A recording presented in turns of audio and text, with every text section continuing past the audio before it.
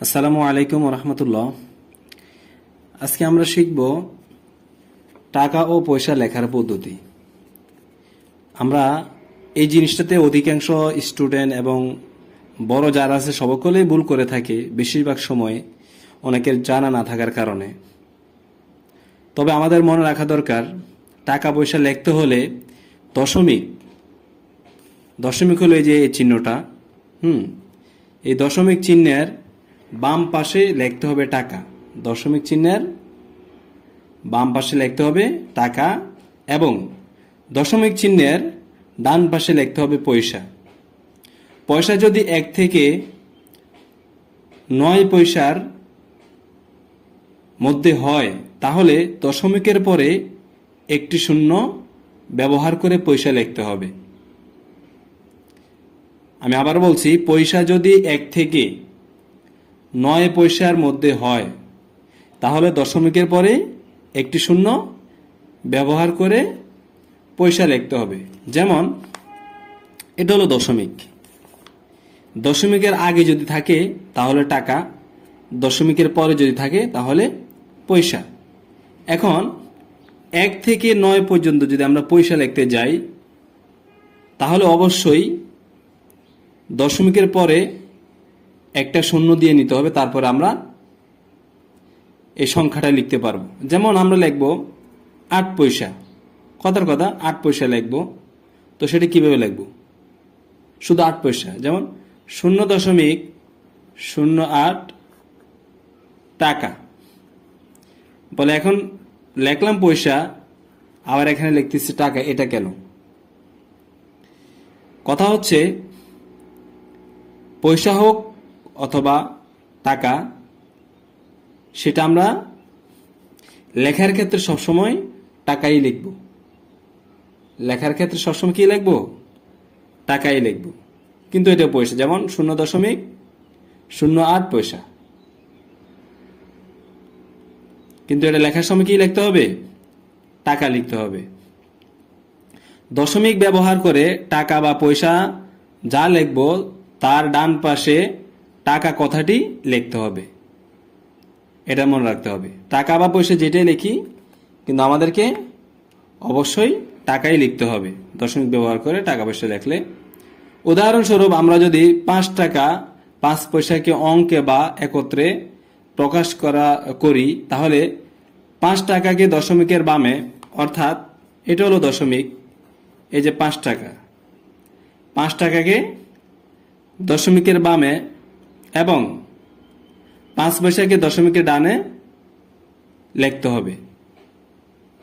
দশমিকের ডানে লিখতে হবে। তাহলে এভাবে লিখতে হবে যে 0.05 টাকা, 0.05 টাকা, এই যেভাবে লিখতে হবে। দশমিকের পূর্বে 1 অঙ্ক বিশিষ্ট টাকার আগে শূন্য দেওয়া বা না দেওয়া বাধ্যতামূলক নয়। দশমিকের পূর্বে 1 অঙ্ক বিশিষ্ট টাকার আগে এই শূন্যটা দেওয়া বাধ্যতামূলক না, দিলেও সমস্যা নেই, না দিলেও কোনো সমস্যা নেই। এখন আমরা অনেকগুলো সংখ্যা লিখব। কথার কথা আপনার মনে জাগতেছে যে আমরা 7 পয়সা কিভাবে লিখব। তাহলে আমরা এভাবে লিখব যে 0.07 টাকা, 0.07 টাকা। এখন আমরা 9 পয়সা কিভাবে লিখব?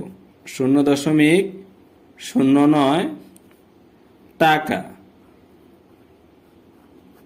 0.09 টাকা। আমরা পূর্বে বলেছিলাম 1 থেকে 9 পর্যন্ত সংখ্যার মধ্যে যদি পয়সা হয় তাহলে দশমিকের পরে, ওই সংখ্যার পূর্বে দশমিকের পরে একটা শূন্য হবে। আর যদি এর উপরে চলে যায়, অর্থাৎ 10, 11, 12, তখন তো আর শূন্য দিতে হবে না, ওই সময় 2 সংখ্যাই থাকবে। কথার কথা, এখন আমরা 70 পয়সা লিখব। 70 পয়সা লিখব কিভাবে লিখব? 0.70 টাকা। তো বলার সময় আমাদেরকে এইভাবে বলতে হবে 0.70 টাকা ও 0.70 পয়সা এভাবে বলা যাবে না, এভাবে বলা যাবে না। 0.70 পয়সা এভাবে বলা যাবে না। তো কথার কথা, এখন যদি আমরা 75 পয়সা লিখি তাহলে কিভাবে লিখব? 0.75 টাকা। এখানে কিন্তু টাকা লেখাটা থাকবেই, এটা থাকবেই, লিখতে হবে। এখন যদি আমরা টাকা সহ লিখি, কথার কথা 40 টাকা 35 পয়সা, তাহলে কিভাবে লিখব? এই যে 40.35 টাকা। এখানে আরেকটা বিষয় বোঝার আছে, সেটা হচ্ছে দশমিকের পরে পয়সা হয়, দশমিকের পরে পয়সা হয়, আর দশমিকের আগে টাকা হয়। তো দশমিকের পরে যে পয়সাটা হবে সেটাকে আমরা নাম ধরে উচ্চারণ করব, অর্থাৎ 40.35 টাকা। এখানে 0.75 টাকা পয়সার ক্ষেত্রে যখন আমরা পয়সাটা উচ্চারণ করব। আর যদি আমরা টাকা বলি, এখানে 40.35 এভাবে টাকাটা বলা যাবে না, টাকাটা সরাসরি নাম বলে ফেলতে হবে। যেমন 40 টাকা, 40.35 টাকা। এখন যদি লিখি আমরা যে 100 টাকা 98 পয়সা, কিভাবে লিখব? তাহলে 100.98 টাকা। এভাবে যত বড় সংখ্যাই হোক লিখতে পারবো। তবে এখানে আরেকটা কথা আছে, এখানে 100 পয়সা হবে না, এটা মনে রাখতে হবে। 1 থেকে 99 পর্যন্ত পয়সা লেখা যায়, 1 থেকে 99 পর্যন্ত পয়সা লেখা যায়। এই যে 1 থেকে 99 পর্যন্ত পয়সা লেখা যায়। কেন? কারণ আমরা জানি 100 পয়সা সমান 1 টাকা, 100 পয়সা সমান 1 টাকা। আর যখন টাকা হবে তখন কিন্তু দশমিকের এই পাশে চলে আসবে, দশমিকের এই পাশে চলে আসবে, ডান পাশে বাম পাশে চলে আসবে, দশমিকের বাম পাশে চলে আসবে। এই জন্য পয়সা হচ্ছে 1 থেকে 99 পর্যন্ত পয়সা, 1 থেকে 99 পর্যন্ত পয়সা, এটা মনে রাখতে হবে। 1 থেকে 99 পর্যন্ত পয়সা লেখা যায়, 100 পয়সা লেখা যাবে না। যখনই 100 হবে তখন সেটা টাকায় রূপান্তর হয়ে যাবে এবং দশমিকের বাম পাশে চলে আসবে। তো উদাহরণস্বরূপ এখন যদি আমরা এখানে লিখি যে 11 টাকা 88 পয়সা, 88, এই যে 11.88 টাকা, অর্থাৎ 11 টাকা 88 পয়সা। আপনার 99 পয়সা পর্যন্ত লিখতে পারবে, একদম সহজ।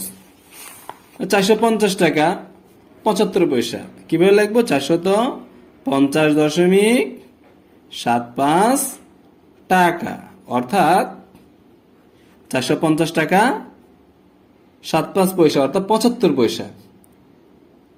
450 টাকা 75 পয়সা মুখে বলবো, কিন্তু লেখার ক্ষেত্রে আমরা 450.75 টাকা এভাবে লিখতে হবে। আশা করি টাকা ও পয়সা লেখার পদ্ধতিটা সকলেই বুঝে ফেলছে। বিশেষ করে আমার স্টুডেন্ট যারা আছে, ছোট ছোট কচিকাচা বাচ্চা যারা আছে, তাদের জন্য ভিডিওটা অনেক গুরুত্বপূর্ণ হবে, অনেক হেল্পফুল হবে। আর অভিভাবক গার্ডিয়ান যারা আছেন তারাও বাচ্চাদেরকে সুন্দর করে সাজিয়ে গুছিয়ে বোঝানোর চেষ্টা করবেন। আমি আশা করি কোনো স্টুডেন্ট যদি, কোনো ছাত্র যদি আমার এই ভিডিওটা দেখে, তাহলে মনে হয় না সে টাকা এবং পয়সা লিখতে পারবে না, অবশ্যই সে লিখতে পারবে এবং শিখে ফেলবে। আমি আবার একটু ভালো করে বলে দিচ্ছি, দশমিকের, এটা হলো দশমিকের বাম পাশে থাকে টাকা আর ডান পাশে থাকে পয়সা। কথার কথা, এটা হলো দশমিক, 1 টাকা 01 পয়সা, 1 টাকা 1 পয়সা লিখলাম। তো লেখার সময় সবসময় টাকাই লিখতে হবে, পয়সা লেখা যাবে না। আর 1 থেকে 9 পর্যন্ত যখন আমরা পয়সা লিখব তখন ওই সংখ্যার পূর্বে একটা শূন্য বসাবো, অর্থাৎ দশমিকের পরে শূন্য দিয়ে পরে আমরা সংখ্যাটা লিখবো 1 থেকে 9 পর্যন্ত।